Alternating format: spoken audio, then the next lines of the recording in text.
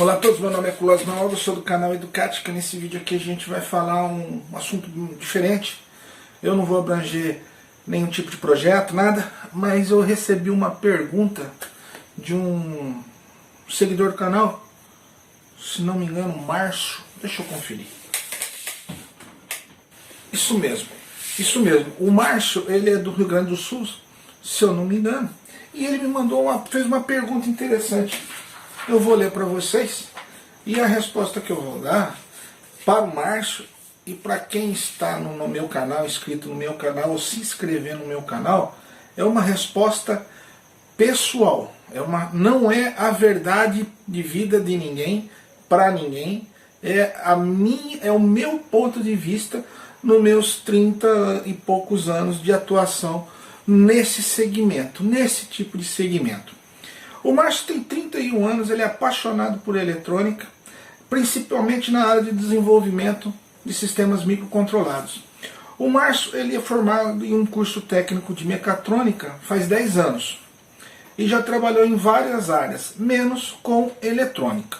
E ele me faz a seguinte pergunta: você acha que somente um curso técnico é possível eu fazer projetos eletrônicos?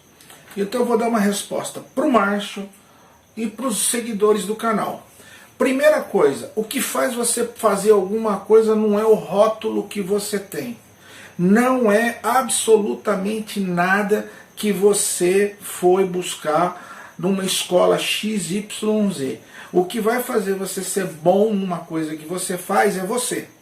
Você pode frequentar uma faculdade de engenharia eletrônica, de engenharia aeroespacial e você ser um péssimo profissional se você não gostar do que você vai fazer. Então o fato de você fazer ou não um curso técnico sobre microcontroladores ou sobre qualquer outro tipo de assunto da área tecnológica não garante a você sucesso em absolutamente nada se você não gostar, se você não quiser. E se você quiser e você gostar, nem o curso técnico você precisa. O que você precisa de verdade é de um pouco de vontade. Um pouco de vontade, um pouquinho de esforço, você vai conseguir fazer qualquer coisa. Agora vem o quê? O investimento. O investimento. Qual é o investimento? É o investimento financeiro, é o investimento pessoal, é um investimento em tempo.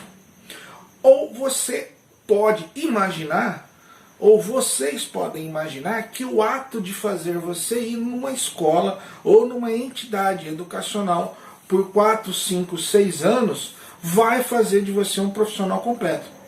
É outro engano, principalmente no Brasil. Se você, ou qualquer um da audiência, se dedicar 1 hora por dia sobre o estudo de microcontroladores, em 365 horas ou em 365 dias, você vai terminar esse período e você vai se assustar com a quantidade de informação que você conseguiu obter. Só que tem uma coisa, eu estou falando microcontroladores independente de quem os fabrica. Não estou falando em plataforma de desenvolvimento do tipo Arduino. Quem segue meu canal já sabe que eu sou anti-Arduino. Por quê? Por um motivo muito simples. Se você apresentar um currículo a um profissional empregador, tá? E esse profissional que for te analisar for semelhante ao que eu penso, que tem muitos, e você colocar lá que você tem vasto conhecimento em desenvolvimento de plataformas Arduino com LabVIEW, farto conhecimento em programação C para Arduino, conhecimento de bibliotecas para o Arduino. No meu caso, se eu analisar o seu currículo, você não vai trabalhar para mim. Motivo? Primeiro, Arduino, se um dia parar a internet e não funcionar mais o repositório deles, onde tem aquele monte de lib, tudo disponível para você, fazer tudo já prontinho, bonitinho, com aqueles desenhinhos, tudo certinho, como que a gente pode confiar num profissional desse? o que seria de um programador Arduino sem internet e sem os livros de dicas que existem aos quilos e aos sites e links na internet? Tá? Então toma cuidado. Programar microcontroladores é uma coisa, utilizar uma plataforma de desenvolvimento com um microcontrolador com bootloader dentro, que é o caso do Arduino, é totalmente diferente. Tá? E outra coisa, Arduino é tudo de graça, tá todo mundo acostumado a ganhar as coisas, os firmwares com o Arduino. Que patrão que vai dar emprego para pagar um profissional aí, no mínimo, para começar uns 3.200 a 3.500, R$3.500, se tudo que ele precisa está na internet? O que ele faz? Ele põe um garoto que masca chiclete de boca aberta, fuma narguilé todo final de semana, utiliza um chapéu de aba larga, tá? Masca chiclete com a boca aberta, como eu falei, e que sabe conectar os cabos e pegar um negócio lá do repositório do Arduino, colocar lá dentro, acender um LED, ligar um motor. Ele vai usar essa pessoa, ele não vai usar um profissional que estudou. Tá? É diferente. Então, se vocês forem realmente querer programar microcontroladores, independente qual seja, é diferente. Você chegar lá, pegar o Arduino, arrancar o microcontrolador dele da Atmel e programar pino a pino o que cada um deles vai fazer, é diferente. É muito diferente. Essa é a função de um programador ou de um desenvolvedor de circuitos microcontrolados. Essa é a função dele. Tá bom? Então, você vai conseguir, respondendo a sua pergunta, um curso técnico vai fazer você programar microcontroladores se você assim o quiser. E se você assim o quiser, investir nesses livros que você tem aqui atrás, ó, e numa plataforma de desenvolvimento de microcontroladores, você também vai programar um microcontrolador. Qual é a diferença? Você investe em você, começa um degrau na frente, e aí depois você vai fazer o seu curso técnico. Quando você fazer o seu curso técnico, você vai fazer o quê? Você vai somar a sua dedicação àquilo que você está aprendendo no curso, e aí você não vai ficar boiando em tudo que o professor assim o fizer, ou o teu instrutor, que você também vai saber o que ele está falando, que é uma tremenda de uma merda, tá? Você vai ter capacidade para perceber se o que ele está falando não é uma grande porcaria, entendeu? Então você consegue sim, mas isso tudo não depende do curso, depende de você. No futuro eu vou começar a falar dos livros que a gente utiliza, porque a gente também tem algumas plataformas de desenvolvimento microcontrolado e blá blá blá, mas não é isso que eu quero dizer. O que eu quero dizer para você é o seguinte, para vocês, é que vocês podem tudo, desde que vocês queiram. Invista em você. Se você vai comprar um celular, não compre um celular de 3.000, compre de 1.000. Pega 2 e investe em você. Ou na área de microcontrolador, ou se você quiser ser cozinheiro, se você quiser ser padeiro. Vai ver o livro de receita, uma panela, vai fazer experiência com aquilo que te dá futuro. O seu celular de 3.000, daqui 1 ano e meio, ele já não serve mais para nada. Os livros que você comprou e o que você investiu em você vai servir para alguma coisa. E lá na frente, você vai ganhar o seu dinheiro para comprar um verdadeiro celular de 3.000 sem foder com o teu futuro. Beleza? Isso daí, ó, é a primeira resposta que eu vou estar dando, tá? Pessoal, hein? Como me pediu, é pessoal. Aí ele faz a seguinte pergunta. Você que é da área, como uma empresa enxerga um projetista que não é engenheiro eletrônico ou da computação? Depende do seu patrão e depende da sua empresa. Se o seu patrão for uma cobra quase criada ou criada, ele não vai nem querer saber qual é a sua formação. Ele quer saber se você sabe fazer. Agora vamos fazer de conta que o seu patrão é uma cobra criada e é um engenheiro eletrônico formado, que ele preferiu ficar na área comercial. Mas ele é o engenheiro formado. Ele sabe pedir, ele sabe mandar e ele sabe controlar o desenvolvimento de um projeto. Ele contrata N técnicos, pode contratar N técnicos que vai desenvolver o projeto. Ele não quer saber do rótulo do cara, projeto funcionou? Deu certo? Deu. Beleza. Objetivo alcançado, mas tem um detalhe. Você que é o técnico, a equipe de técnico que desenvolveu aquilo, não pode assinar como sendo um projeto deles. Por quê? Porque a nível técnico você não tem como tirar um direito de copyright, até onde eu sei, ou de uma patente, se não me engano. Mas eu não tenho certeza disso que eu estou falando.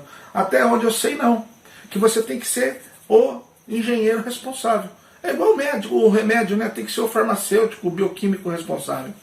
Para responder se por acaso aquele aparelho explodir e matar alguém. Então você que está trabalhando para aquele profissional que ele é cobra criada, ou quase criada, se ele realmente pensar em um objetivo, ele contrata a pessoa que sabe fazer, não a pessoa que tem rótulo. Agora vamos ver o outro lado. Qual que é o outro lado? O outro lado é que tem muito engenheiro trabalhando pelo salário de técnico. Esse é um lado que o empregador também esbanja, porque ele pode chegar e falar, não, na minha empresa não existe técnico, só tem engenheiro. Agora, engenheiro de que tipo? Engenheiro de que qualidade? E aí é que está. Qual é o tipo de empregador que você está buscando no seu emprego? Vamos dizer que alguém procurou emprego numa empresa de tecnologia, que ela importa um determinado produto, mas não se fabrica nada. Para que ela vai querer 10 técnicos ou 10 engenheiros? Ela resolve todo o problema dela numa linha de montagem, com 1 ou 2 engenheiros e um monte de pessoas que apertam parafusos. Então, é complicadíssimo. Por exemplo, meu celular caiu no chão, quebrou, eu fui comprar um celular. Preço do celular, 3 mil, 2 mil. Aí eu comprei qual? Eu comprei um desses chinês da Xiaomi aí, Redime, nem sei o nome dele. Não sei o que, 7. Paguei, na época, paguei 900 reais. Achei sensacional, é isso que eu estou fazendo o vídeo. Boa câmera de vídeo, bom áudio, funciona que é uma maravilha. Nele, no celular, está escrito assim, Made in China. Na caixa está escrito, produzido na Zona Franca de Manaus. Então somos duas mentiras, né? Ele veio todo desmontado, alguma pessoa foi lá, juntou aquilo lá tudo junto, apertou 2 parafusinhos, encaixou, botou na caixinha, botou um selinho. Que tipo de profissional essa grande empresa distribuidora vai contratar? Ela não quer nem o engenheiro e nem o técnico que ela quer uma pessoa que nem precisa de pensar. Então, é extremamente complicado. E aí vem um outro lado da cultura brasileira, que é o seguinte: o engenheiro fica sempre esperto com o técnico. E o técnico sempre fica esperto com o engenheiro. Por quê? Porque um tem medo do outro, na grande maioria dos casos. Ah, se fala em equipe, em produção em equipe, falar é legal. Mas ali na hora, é o engenheiro torcendo para o técnico fazer uma nhaca, para o técnico subir em cima e acabar com a moral do técnico. E o técnico torcendo para o engenheiro fazer uma nhaca, para ele bater no peito e falar, eu sou técnico e sei mais que esse cara. Então, as coisas são extremamente complicadas. Por que as empresas fazem isso, ou têm esse tipo de problema? Na minha opinião, é uma cultura do brasileiro. Só para vocês terem uma ideia, eu já escutei cada coisa nesses meus vários anos aqui, negociando e fazendo projeto e conversando com pessoas na internet, e respondendo algumas dúvidas que eu achei interessante. Um dia um cidadão tinha até carimbo no e-mail dele, e-mail bonito, sabe? Uma folha timbrada em cima e embaixo, e lá o nome do rótulo que ele tinha, sensacional. Aí ele falou, posso ligar pro senhor? Ah, senhor, moral pra caramba. O cara me ligou, bati um papo com ele, aí ele fazia uma pergunta, eu dava uma resposta, ele falava, eu pensei nisso. Aí ele falava, mas e se eu fizer assim, assim? Aí você fala assim, ó, você faz assim, assim, vai acontecer isso, se eu fizer assim, vai acontecer isso. Aí ele responde, eu pensei nisso. Ah, mas e se acontecer assim, você pode fazer isso daqui, porque isso daqui você não vai encontrar aqui, você vai encontrar em tal lugar, e aí você vai ter um preço acima. Eu também pensei nisso. Aí, pessoal, eu peguei e falei, escuta, se você já pensou em tudo isso, por que você está perguntando para mim? Então, esse daí é o engenheiro de rótulo. O patrão dele manda ele fazer uma coisa, ele corre no Google.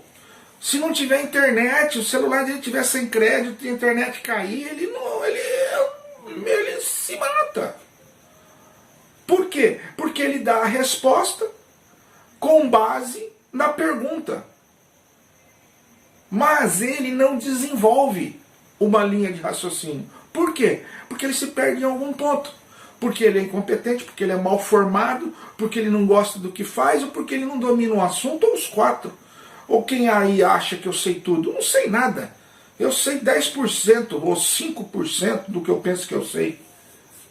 Então, a gente apanha. E esse é o grande problema dos profissionais que a gente tropeça por aí. Tem técnico parrudo, bom pra caramba, que dá de 10-0 em engenheiro, porque eu já vi. E tem engenheiro que você tem que reverenciar ele. Mas esses são cada dia que passa mais raro. É igual o engenheiro civil, o arquiteto e o bom pedreiro.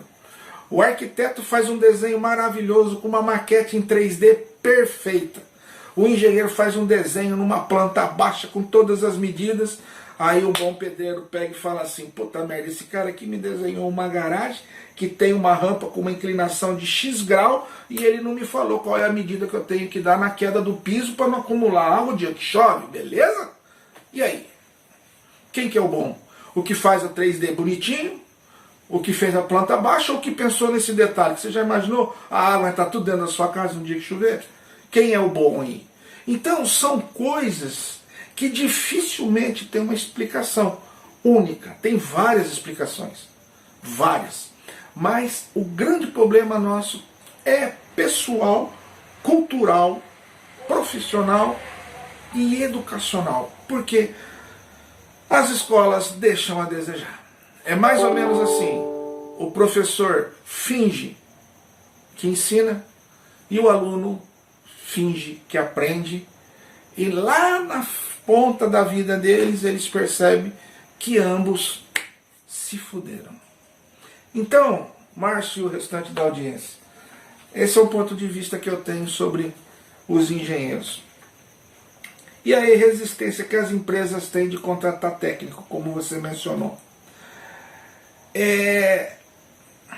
As empresas, na realidade, elas precisam de rótulos, porque elas gostam de criar os rótulos.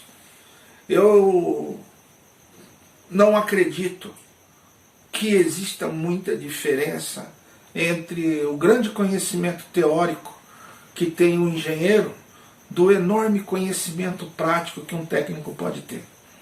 O engenheiro corre para a prancheta fazer um cálculo para a calculadora HP dele, ou um programa lá que ele desenvolveu com uma planilha de cálculo que faz resolução de números em 32 bits, e o técnico vai lá e fala assim: não, aperta aqui, ó, faz isso aqui, puff, e dá certo. O certo seria ambos trabalharem juntos, mas num mercado doente, numa sociedade doente e enganada, num monte de mentira que é contada à população, num país em que você não precisa de estudar, que você passa, num planeta em que pandemia tem data para começar e para acabar, num mundo que para você entrar numa fogueira você usa uma máscara com filtros desse tamanho na cara e acha que um pedaço de pano te protege de um vírus. Então, o que dizer para vocês? O que dizer é: façam pelo menos uns 5 minutos de autoconsciência por dia. O que você está estudando, o que você está lendo, o que você está assistindo, o que você está pensando e o que você está fazendo com essas outras 4 coisas que você fez antes.